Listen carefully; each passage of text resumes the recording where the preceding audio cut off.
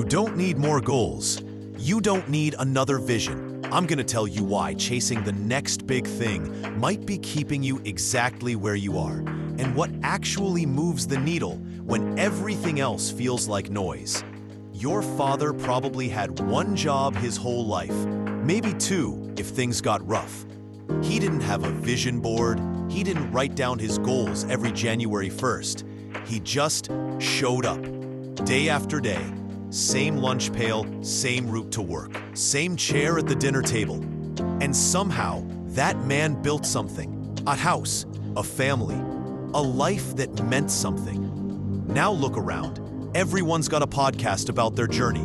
Everyone's got a morning routine and a 5-year plan and a personal brand. Everyone's optimizing and pivoting and manifesting their best life.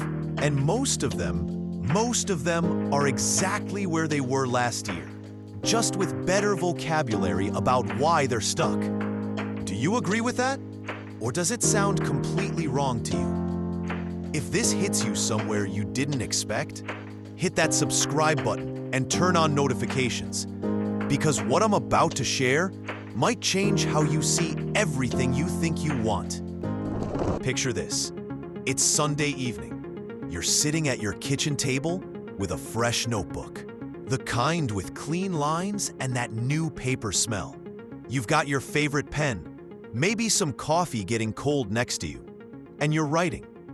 Goals for the month, goals for the year, goals for the decade. You're mapping out your dream life like you're drawing blueprints for a house you'll never live in. The lighting is just right. Everything feels possible. You can see yourself 6 months from now, living that vision. You write it all down with the confidence of someone who's finally figured it out. This time will be different. This time, you have clarity. You go to bed that night feeling like you've accomplished something, like the act of writing it down somehow moved you closer to having it. Like planning is the same thing as doing. Monday morning comes. The alarm goes off at the same time it always does. You hit snooze once, maybe twice. By the time you're rushing to get ready, that notebook is already forgotten. Sitting there on the table, next to the cold coffee mug you never finished. The sound of your morning routine drowns out yesterday's promises. The shower running, the coffee maker gurgling, the news playing in the background. All the same sounds as every other Monday. Nothing has actually changed. But somehow, you convinced yourself it had. By Wednesday, you remember the goals. You flip through the notebook during lunch, reading your own handwriting like it belongs to someone else. Someone more motivated. Someone who actually follows through. You tell yourself you'll get back to it this weekend. You always tell yourself that. The weekend comes and goes. The notebook gathers dust. The vision gets fuzzy around the edges until it's just another thing you meant to do. Another version of yourself you almost became. Sound familiar? Of course it does, because we've all been there. Sitting at that table, holding that pen, believing this time would be different. There was a time when men built cathedrals they'd never live to see completed. They'd start laying stones, knowing their grandsons might finish the work. They didn't have vision boards. They didn't journal about their why. They just showed up every day and put one stone on top of another. They understood something we've forgotten, that the work itself is the point, not the outcome, not the achievement, not the moment when everyone sees how far you've come. Just the work. Your grandfather didn't wake up wondering if he was passionate about his job. He didn't ask if it aligned with his values or served his higher purpose. He got up because that's what men do. They get up, they show up, they do what needs doing. He didn't need motivation because he had something better. He had obligation, not to some grand vision of himself, but to the people counting on him, to the mortgage payment, to the kid who needed shoes, to the simple promise that work gets done. There was dignity in that, a kind of quiet heroism that didn't need an audience.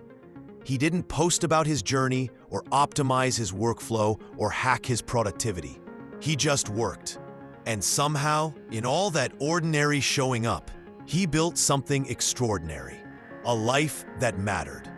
Now we've turned everything into content. Our struggles are stories.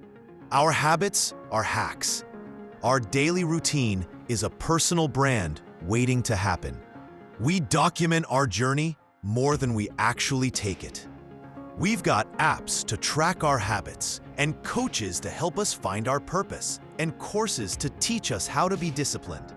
We've outsourced the simple act of doing to an entire industry built on telling us how to do better. But here's what nobody wants to admit. All that optimization, all that planning, all those systems and strategies, they're just sophisticated ways of avoiding the one thing that actually changes everything. Starting. Not starting with the perfect plan. Not starting when you feel ready. Not starting when the conditions are right. Just starting. Today.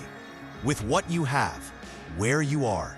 Think about the last time you felt genuinely proud of something you accomplished. Not proud because other people noticed. Not proud because it looked good on paper. Just. Satisfied. That quiet satisfaction that comes from doing something well. I bet it wasn't because you followed some elaborate system. I bet it wasn't because you manifested it or visualized it or goal-set it your way there. I bet it was because you just kept showing up, day after day, even when you didn't feel like it. Especially when you didn't feel like it. Your morning coffee tastes the same whether you drink it while reviewing your vision board or just drinking coffee. Your commute takes the same amount of time whether you spend it visualizing success or just listening to the radio. Your work gets done whether you track it in an app or just do it. But we've convinced ourselves that the ritual matters more than the reality. That the system is more important than the showing up. That having a plan is the same thing as making progress. Watch a master carpenter work. He doesn't meditate on his relationship with wood. He doesn't journal about his craftsman's journey. He doesn't have a 5-year plan for his woodworking evolution. He just picks up his tools and gets to work. The same tools he's used for 20 years. The same movements he's made 10,000 times. There's no drama in it, no transformation story, no breakthrough moment. Just competence, built one cut at a time, one joint at a time, one project at a time. Until one day, people call him a master, not because he visualized mastery, but because he just kept working. The best musicians don't practice to become great. They practice because practicing is what musicians do. The best writers don't write to become authors. They write because writing is what writers do. The best fathers don't parent to win awards. They parent because parenting is what fathers do. Somewhere along the way, we started thinking we needed a reason for everything. A purpose, a passion, a calling. As if showing up and doing good work wasn't reason enough. Your grandmother didn't need to find her why for cooking dinner every night. She cooked dinner because that's what kept her family fed. She didn't optimize her kitchen workflow or meal prep on Sundays or follow a system. She just cooked every day for decades until cooking became love made visible. That's the thing about mastery. It doesn't announce itself. It doesn't come with fanfare or recognition or a moment when everything clicks. It just shows up quietly after years of showing up consistently. But we want the fanfare. We want the moment. We want the story where everything changes because we finally got our act together. We want the before and after photos of our life. We want proof that our suffering meant something. So we make goals, big, audacious goals that will finally prove we're serious this time. Goals that sound impressive when we tell people about them. Goals that make us feel like the kind of person who has their life figured out. And then we wonder why they don't stick, why the motivation fades, why we're back where we started, just with more evidence that we can't follow through, more proof that we're not the kind of person who achieves things. But what if you're asking the wrong question? What if instead of, how do I achieve my goals, the question is, how do I become the kind of person who doesn't need goals? What would that person look like? How would they spend their Tuesday morning? What would their relationship with work feel like? How would they handle the inevitable setbacks and boring stretches and moments when nothing feels meaningful? I think they'd look a lot like your grandfather, getting up at the same time every day, doing what needs doing, finding satisfaction in the work itself, not in some future version of themselves the work might create. They wouldn't need external validation because the work itself would be the validation. They wouldn't need motivation because showing up would be who they are, not what they do. They wouldn't need goals because they'd be too busy living to spend time planning a different life. Here's what I've noticed about people who actually get things done. They don't talk about it much. They don't have elaborate systems or morning routines that take longer than the actual work. They don't post about their journey or optimize their process or analyze their productivity. They just work and work and work some more. Not because they're motivated, but because working is what they do, like breathing or walking or any other thing that's so fundamental you don't think about it anymore. The guy who built the deck in your backyard didn't have a vision for deck building excellence. He just knew how to measure twice and cut once. He showed up on time, brought the right tools, and did what he said he'd do. When it was done, he cleaned up his tools and went home. No ceremony, no celebration, just another Tuesday. But you love that deck. You have barbecues on it. Your kids play on it. Your dog sleeps in the shade underneath it. That deck will be there long after you've forgotten the builder's name. It will be there serving its purpose, doing its job, making life a little better in the quiet way that good work does. That's what mastery looks like. Not the moment you realize you're good at something, but the moment you stop thinking about whether you're good at something. When the work becomes so much a part of who you are that you can't separate yourself from it anymore. Your father didn't have a career. He had work. Work that needed doing. Work that supported his family. Work that gave him something to do with his hands and his time and his life. He didn't love it or hate it. It just was. Like weather or gravity or any other fact of existence. And in that acceptance, in that showing up without question or complaint or constant evaluation, he found something we've lost. Peace. Not the peace of having achieved everything you wanted, but the peace of not needing to want anything different.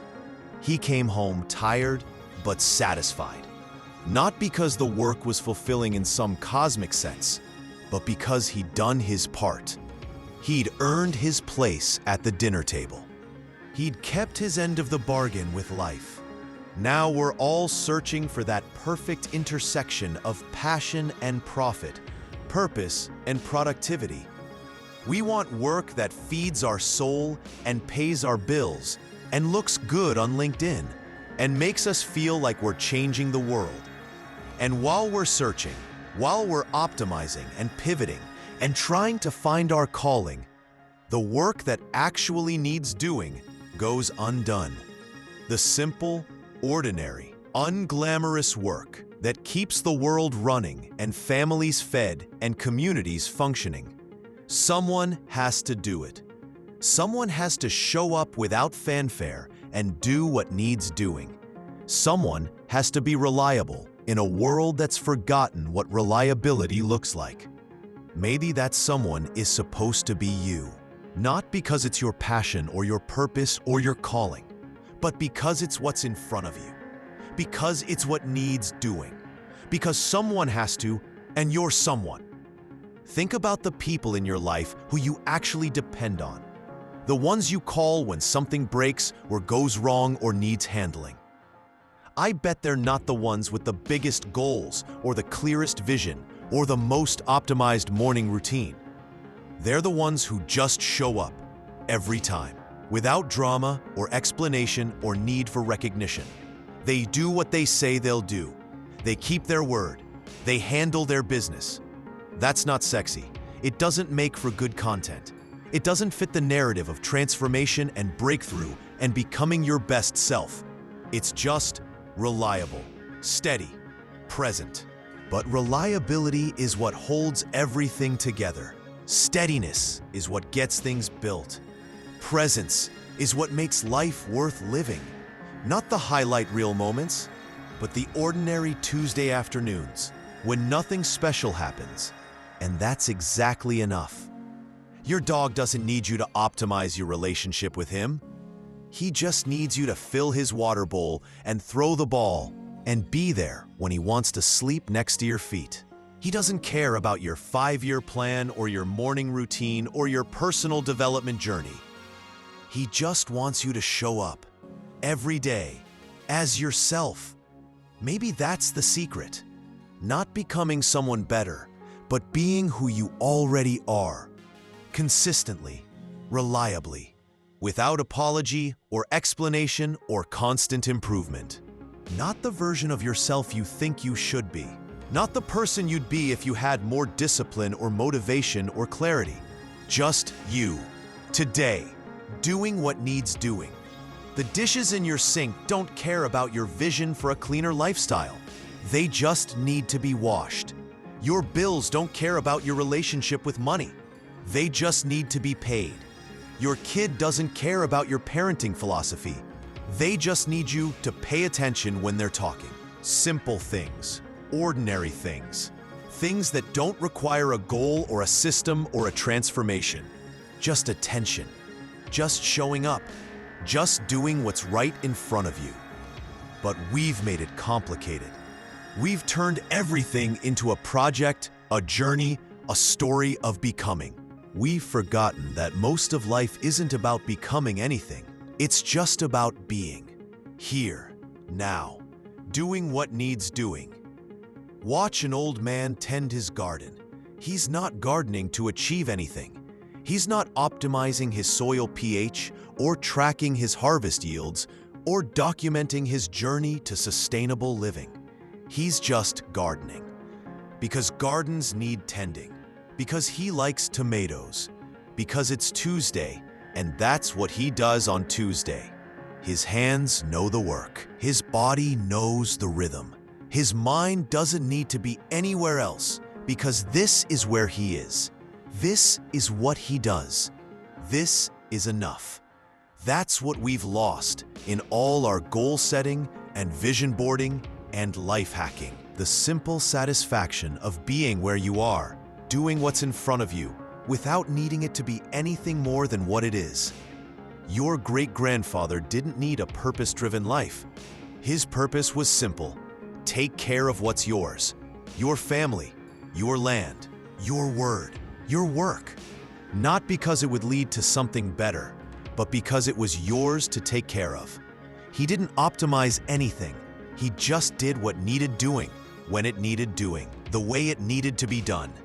Day after day, year after year, until one day he was old and people called him wise, though he never thought of himself that way. He was just a man who showed up, who did his work, who kept his word, who took care of what was his to take care of. And in that steady, unremarkable showing up, he built something that lasted, something that mattered, something real. Maybe that's what you're actually looking for. Not a better version of yourself, but a simpler one. Not more goals, but fewer distractions. Not a clearer vision, but a quieter mind. Not a bigger purpose, but a deeper presence. Maybe you don't need to become anything. Maybe you just need to be. Here, now, doing this. Whatever this is, with attention, with care. With the kind of quiet competence that doesn't announce itself, but just gets things done. The sun doesn't set goals for how brightly it will shine tomorrow. It just shines every day, whether anyone notices or not, whether the weather is clear or cloudy, whether it feels motivated or tired or uninspired. It just does what suns do. It shines. Maybe that's enough. Maybe that's everything. Just doing what you do. Not because it will get you somewhere else, but because it's what you do. Because it's Tuesday, because someone has to, because you're here. The world doesn't need another vision. It needs people who show up, people who do their work, people who keep their word, people who take care of what's theirs to take care of, people who don't need goals because they already know what needs doing, people who don't need motivation because showing up is just what they do, people who don't need a plan because they're too busy living to spend time planning a different life. Maybe you're already one of those people. Maybe you always have been.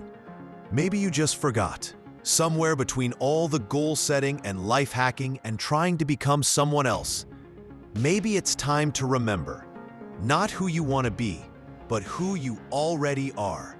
Not what you want to achieve, but what you're already doing. Not where you want to go, but where you already are. Here, now, doing this, whatever this is. And maybe, just maybe, that's exactly enough.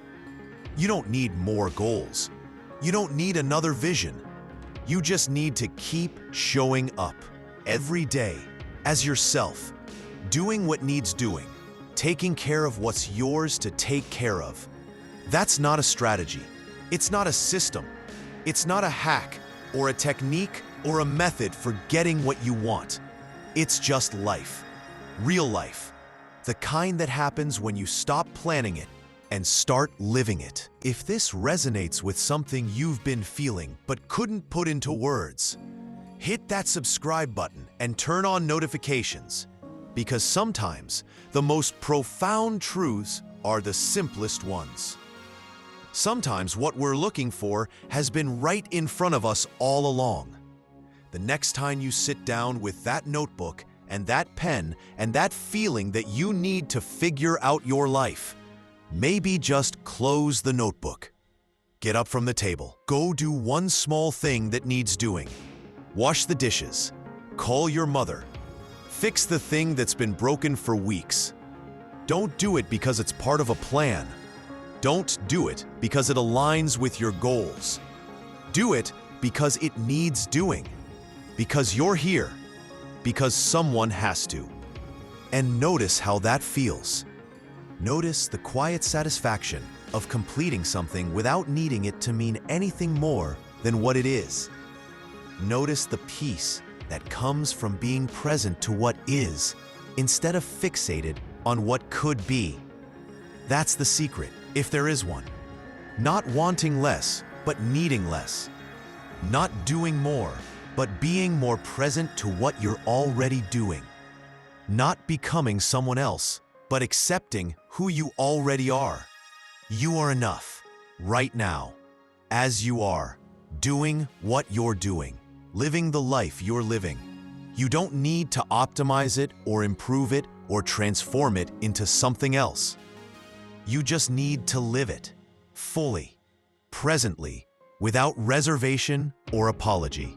The man you were meant to be isn't some future version of yourself who has his act together. He's you, today, showing up, doing his best with what he has, taking care of what's his to take care of. That's the only goal that matters. That's the only vision worth having. Not a picture of where you want to be, but a commitment to where you are, right here, right now, doing this. Until next time, keep showing up, keep doing the work, keep being who you are. And I'll see you in the next video that's going to appear right here on your screen.